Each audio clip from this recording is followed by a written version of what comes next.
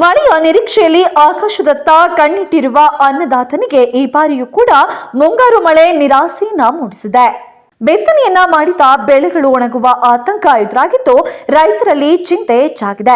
ಇಂತಹ ಸಂದರ್ಭದಲ್ಲಿ ಬೆಳಗಾವಿ ಜಿಲ್ಲೆಯ ರಾಯಭಾಗ ತಾಲೂಕಿನ ಆರುಗೆರೆ ಗ್ರಾಮದಲ್ಲಿ ಗ್ರಾಮಸ್ಥರು ಮತ್ತು ರೈತರು ಸೇರಿ ವಿಶಿಷ್ಟ ಹರಕೆಯನ್ನ ನೆರವೇರಿಸಿದ್ದಾರೆ. ಮಳೆರಾಯನ ಕೃಪೆ ದೊರೆಯಲಿ ಎಂಬ ಆಶಯದಿಂದ ಕತ್ತೆಗಳ ಮದುವೆಯನ್ನ ಮಾಡಿಸಿ ವರುಣದೇವನಿಗೆ ಪ್ರಾರ್ಥನೆಯನ್ನ ಸಲ್ಲಿಸಿದ್ದಾರೆ. ಗ್ರಾಮದ ತೋಟವೊಂದರಲ್ಲಿ ಮದುವೆ ಮಂಟಪವನ್ನ ನಿರ್ಮಿಸಿ ಸಕಲ ಸಾಂಪ್ರದಾಯಿಕ ವಿಧಿವಿಧಾನಗಳೊಂದಿಗೆ ಕತ್ತೆಗಳ ವಿವಾಹ ಮಹೋತ್ಸವ ನಡೆಸಲಾಗಿದೆ. ಮಂತ್ರೋಚ್ಚಾರಣೆ, ಪೂಜೆ, ಆರತಿ ಸೇರಿದಂತೆ ಮದುವೆಯ ಎಲ್ಲಾ ಶಾಸ್ತ್ರಗಳನ್ನ ನೆರವೇರಿಸಿ ಉತ್ತಮ ಮಳೆಯಾಗಲಿ ಎಂದು ಗ್ರಾಮಸ್ಥರು ಬೇಡಿಕೊಂಡಿದ್ದಾರೆ. ಕತ್ತೆಗಳ ಮದುವೆ ಮಾಡಿದರೆ ವರುಣದೇವ ಪ್ರಸನ್ನನಾಗಿ ಉತ್ತಮ ಮಳೆಯಾಗುತ್ತದೆ ಎಂಬ ನಂಬಿಕೆ ಈ ಭಾಗದಲ್ಲಿ ಹಲವು ವರ್ಷಗಳಿಂದ ನಡೆದುಕೊಂಡು ಬಂದಿದೆ.